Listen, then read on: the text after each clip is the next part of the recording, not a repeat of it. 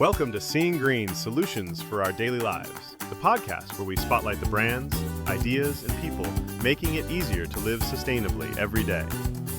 Today's episode is part of our Spotlight series, a deep dive into one of our Seeing Green Solutionists of the day. And now, today's solution. Welcome back to the Seeing Green Spotlight series. This is where we take a closer look at the Seeing Green Solutionist of the day and the real solutions they bring to help us all be a bit healthier and greener in our daily lives. That's right. Today, we're embarking on a pretty crucial journey into the world of travel. Our featured solutionist is Viatu. That's pronounced V-A-H-2. Viatu, got it. Yeah, they're a company truly committed to reshaping travel for the better. Which is definitely needed. Absolutely. So our mission for this deep dive is to explore exactly how Viatu is making sustainable and maybe even regenerative travel, not just some beautiful dream, Right. but a tangible, impactful reality, especially when it comes to experiencing the incredible continent of Africa. Okay, let's really unpack this. Travel. For so many of us, it's more than just a trip, isn't it? It's a profound force. it really is. It connects us, opens our minds, and it literally drives economies. Think about that moment. Yeah. Maybe the first time you saw something truly breathtaking, like the Grand Canyon, or stood before ancient ruins. Yeah, that sense of awe. Exactly, that connection. And globally, tourism accounts for roughly 1 in 10 jobs. Wow, 1 in 10. Yeah, about 10% of global GDP. It facilitates incredible cultural exchange, fosters understanding. It genuinely improves lives, supports local businesses, helps our well-being, and often funds vital conservation or humanitarian causes. It's an undeniable force for good in so many ways. It is. But what's fascinating here, and maybe less discussed sometimes, is that alongside all those undeniable positive, we can't ignore the significant shadow side. Right. Travel, at least as it has traditionally operated, has a profound and frankly often damaging footprint. The industry accounts for a startling 8% of global greenhouse gas emissions. That's a huge number, and it keeps rising. 8%. Yeah. And it contributes significantly to pollution, think plastic waste on beaches, cruise ship discharge. And if it's not managed carefully, it can actually worsen social inequality. How so? Well, pushing up local prices, for example. And sometimes it just erodes cultural and environmental landscapes, sometimes irreversibly. Yeah. We've all seen or at least heard about the stark consequences of over-tourism, right? Yeah, definitely. Places like Thailand's Maya Bay, from that movie The Beach, it actually had to close entirely to recover from the environmental damage. I remember that. Or the packed streets of Venice, struggling under cruise ships. Bali, Spain, Italy. These beautiful places have faced issues like destroyed wildlife habitats, litter everywhere, damaged historical sites, and locals being pushed out because they can't afford to live there anymore. It's heartbreaking, really. It is. And the COVID-19 pandemic, strangely enough, it gave us this crucial pause, a moment to reflect on these, undeniably unsustainable practices. Yeah, it forced a reset, didn't it? It did. It showed us what happens when that constant flow stops, and it forced a reevaluation of how we travel and, what impact we leave behind. That tension between the dream of travel and its stark reality, that's really where we need to start. That's a powerful framing. And given those examples of over-tourism, it really highlights the urgent need for a different way. So if unbridled travel has these very real downsides, what's the vision? What does travel that truly benefits both people and the planet look like? Yeah. What does sustainable, or like you said, even more ambitiously, regenerative travel actually mean in practice? Is it just a buzzword, or is there real substance there? Well, if we connect this to the bigger picture, sustainable travel, basically, it's about a holistic approach. Okay. It means actively considering the current and future impacts economic, social, environmental. Addressing the needs of travelers, yes, but also the industry, the environment, and critically, the host community. So minimizing the bad stuff. Exactly, treading lightly. But Viatu, they're aiming for regenerative travel, and that's a powerful step beyond just sustainable. Okay, what's the difference? It's not just about doing less harm, it's about actively creating a net positive impact. Ah, okay. So restoring ecosystems, enriching cultures, empowering communities, basically leaving a place better than you found it. That's a high bar. It's ambitious, Definitely. But it feels necessary now. It protects and restores nature, respects culture and heritage, contributes economically in meaningful ways to local communities, ensuring tourism is genuinely beneficial, not just non-harmful. So we've laid out the challenge, the power, and the responsibility of travel. The crucial question then is, who's actually doing this, making this regenerative vision happen on the ground? Right. And that brings us right to Viatu, Viatu, VAH2, our solutionist of the day. Okay. They're built around this core commitment to shaping a sustainable future for travel, aiming for that net positive impact we were just talking about. And their explicit goal, which I find really interesting, is to make sustainable travel radically more accessible. That's key, because it often feels quite exclusive or difficult. Exactly. It takes it out of that niche category. So this raises the important question. How does Viatu actually translate these big principles, these ambitious ideas, into action? Yeah, how do they make it work? How do they operationalize it, move beyond just good intentions? They do it through 4 core pillars.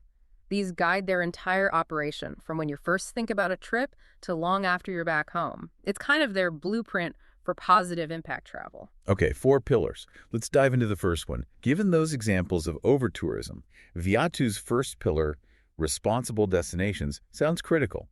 It is. But responsible destination, that can mean a lot of things. Yeah. When Viatu selects places, what are some of the toughest criteria they look for? How do they make sure they're not just, adding to the problem? That's a really good point, because true responsibility is more than just avoiding the obvious hotspots. Viatu rigorously selects destinations. They proactively look for places with sound environmental, social, and human rights management systems already in place. And crucially, they actively avoid places where tourism is currently causing unacceptable harm, social, cultural, ecological. That's a red line for them. So they actually say no to certain places. Yes.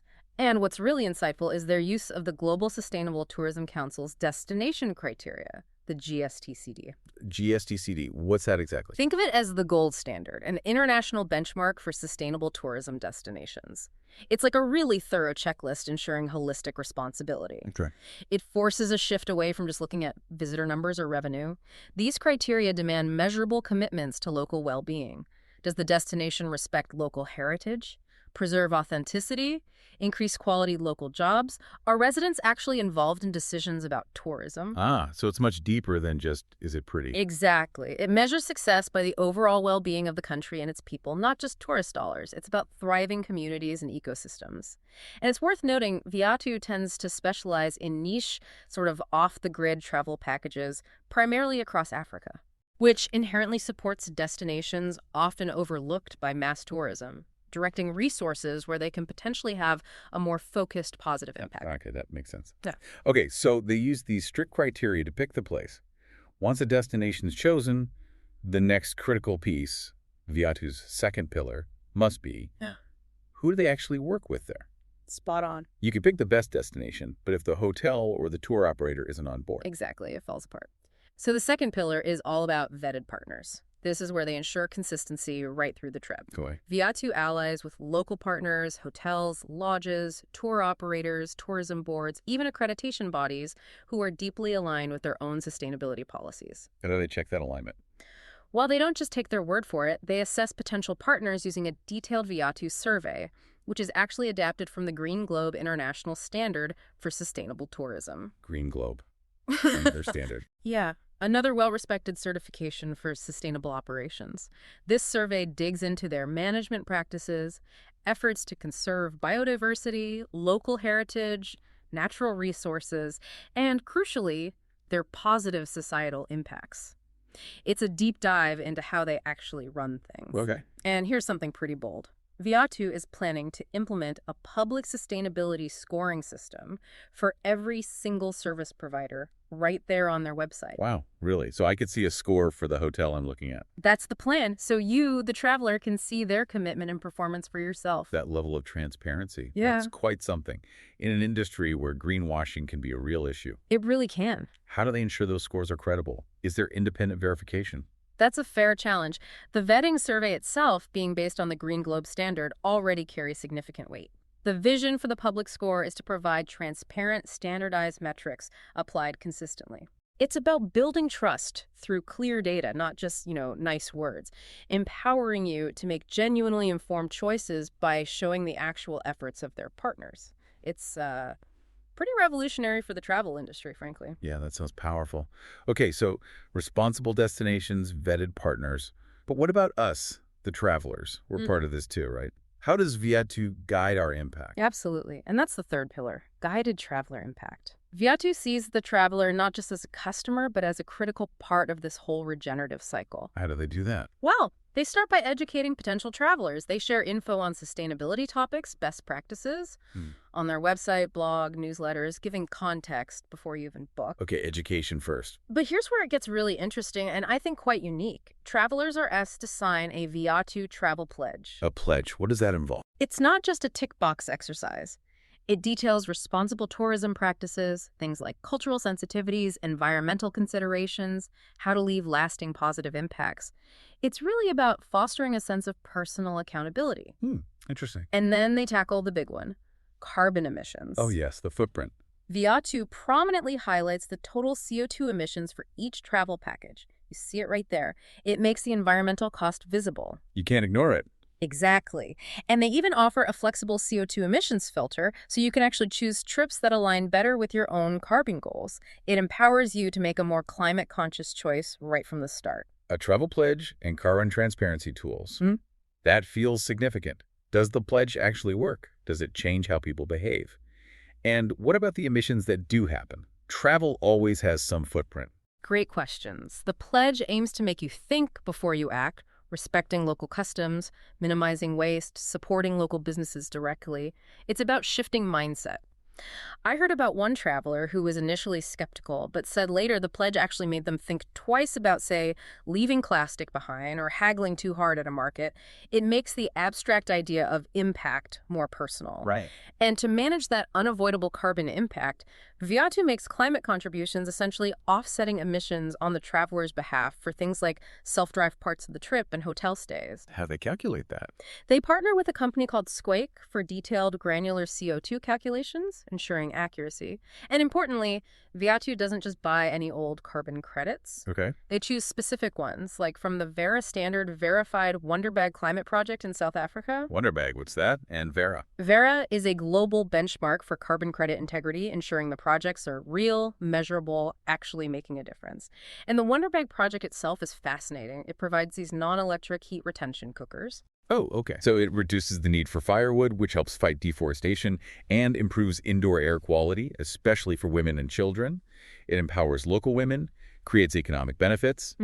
It hits multiple UN Sustainable Development Goals. It's not just about canceling out carbon numbers. It's about investing in initiatives with deep, real-world positive impacts. That's a really thoughtful approach to offsetting. Okay, so that covers guiding the traveler, but it's one thing to guide others.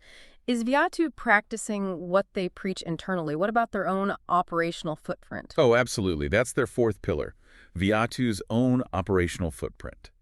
They pledge to uphold responsible, transparent, and accountable business operations themselves. How do they demonstrate that? Well, several ways. They're a signatory to the UN Global Compact, Which is? the world's largest corporate sustainability initiative. It commits companies to 10 universal principles covering human rights, labor, the environment, anti-corruption. It's a foundational ethical framework. They're also a signatory to the Future of Tourism's 13 guiding principles that came out of the pandemic, aimed at reshaping the industry for the better, focusing on community and environment. Right. And beyond that, Viatu is a certified B Corp. Ah, B Corp. I know that one. That's a big deal. It is. It means they meet really rigorous standards for social and environmental performance, accountability, transparency, and they're also a member of 1% for the Planet, donating a portion of their revenue to environmental causes. These aren't just badges. They represent an ongoing, externally verified commitment to being a business that prioritizes purpose alongside profit. They really seem to be walking the talk. But how do they prove it year after year, especially to someone booking a trip who doesn't see their internal workings?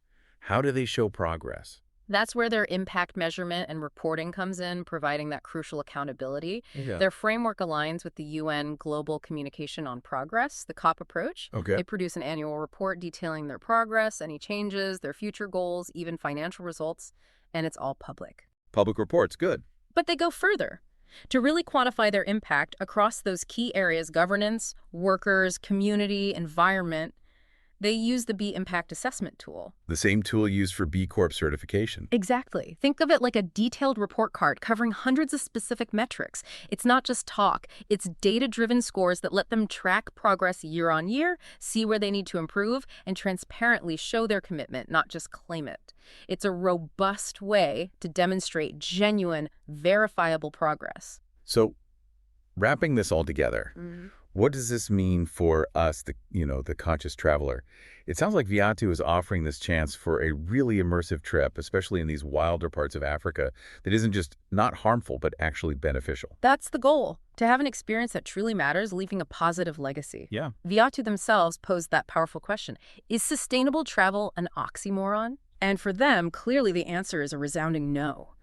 It really challenges us, I think, to reconsider our own assumptions about travel, to realize that our choices can be a potent force for good. Moving beyond just do no harm. Exactly. To actively creating positive change and contributing to the well-being of the places and people we visit. It makes you think.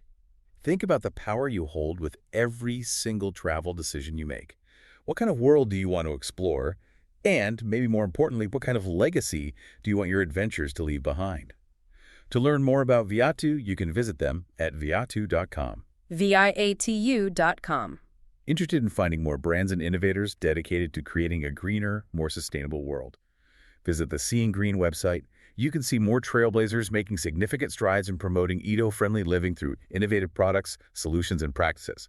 That's online at www.seeinggreen.eco. seeinggreen.eco. And you can follow us at Seeing Green Eco across social media channels. Thank you for joining us for this episode of the Seeing Green Spotlight Series podcast.